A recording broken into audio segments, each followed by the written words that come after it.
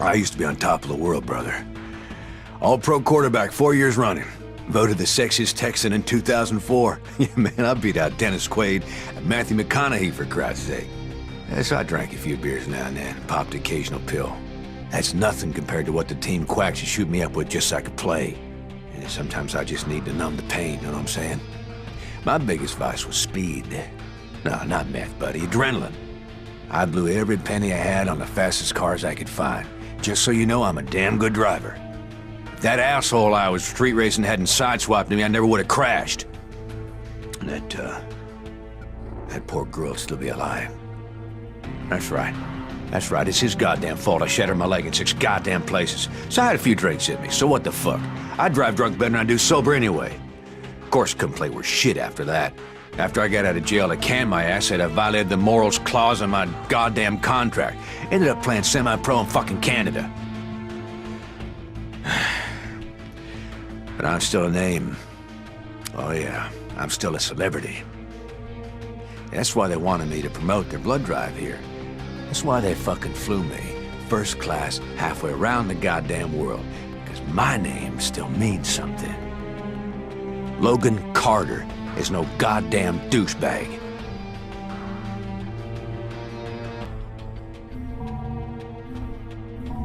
I hate rich assholes. Which is fucking ironic, since I'm expected to put my bloody life on the line for them. That's what they pay me for, this pricey hotel here. To be a bodyguard for the rich and famous fuckwits who come to Benoi to blow their money. I used to be a cop, a bloody good one. A vice detective in Sydney. You know how many female half-Aborigine detectives there were before me? None.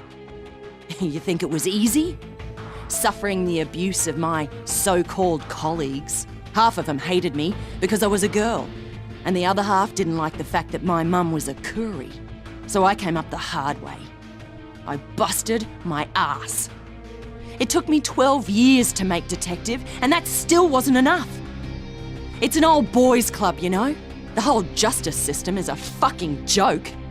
Teenage drug addicts get put away forever, and old white wankers who steal fucking millions get away scot-free. One rich bugger I investigated was clearly molesting his 14-year-old daughter.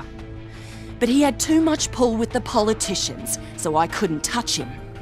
After the girl killed herself, I confronted him, but he just laughed at me. He pulled out a pistol and told me he could blow my bleeding head off and no one would care. Because I was nothing. A nobody. An abo bitch. So I fucking took his gun away and shot the bastard. It was self-defense, but I still got sacked. 12 bloody years down the drain. Worst part is, I didn't even kill the son of a bitch. I just gelded him. One day, I'm gonna have to go back and finish the job.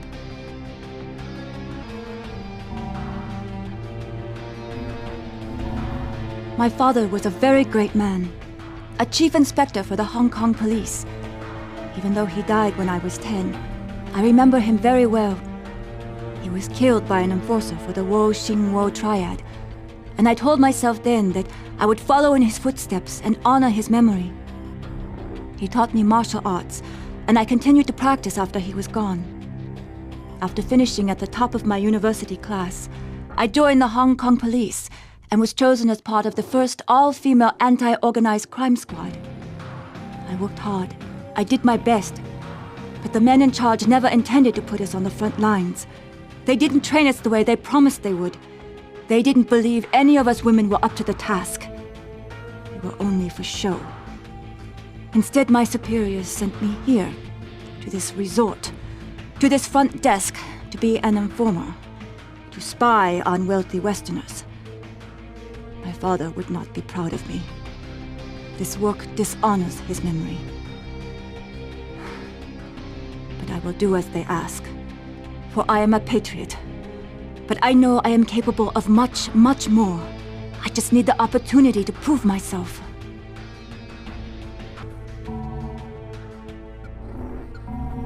I grew up in New Orleans, lower Ninth Ward. My daddy went to prison when I was 2, and that's where he died. Angola. Mama didn't ever recover from that. Just drank and did crack. And any random motherfucker who didn't smack her around too bad. My nana the one who raised me. She run a washateria. We lived in a little shotgun house on Burgundy. From the time I was 10, man, I want to rap. I was into old school freestyle rap. And I'd be kicking ass at them battles, bro. But man, just couldn't catch a break. Nothing caught on. So, one Halloween, I come up with "Who Do You Voodoo, Bitch?" Just as a motherfucking joke, you know? Went right to the top of the hip-hop charts like a motherfucking rocket. And suddenly, I was famous. Going to the Grammys, hitting the parties. Man, I had bitches up to yin yang. And for the first time in my life, I was making money. Shit. I was spending it as quick as I was getting it. I thought I'd made it, you know what I'm saying? That gravy train wasn't never gonna end. So I did another song, and another song, and nothing hit. Nothing fucking hit. Song after song, and ain't nobody give a shit. Been 10 years, man. And yeah, I can still get gigs, but all they want me to do is, "Who do you voodoo, bitch?" Shit. I used to play the big casinos in Vegas or Atlantic City. Now it's just Reno or Laughlin. It's a motherfucking cruise ship.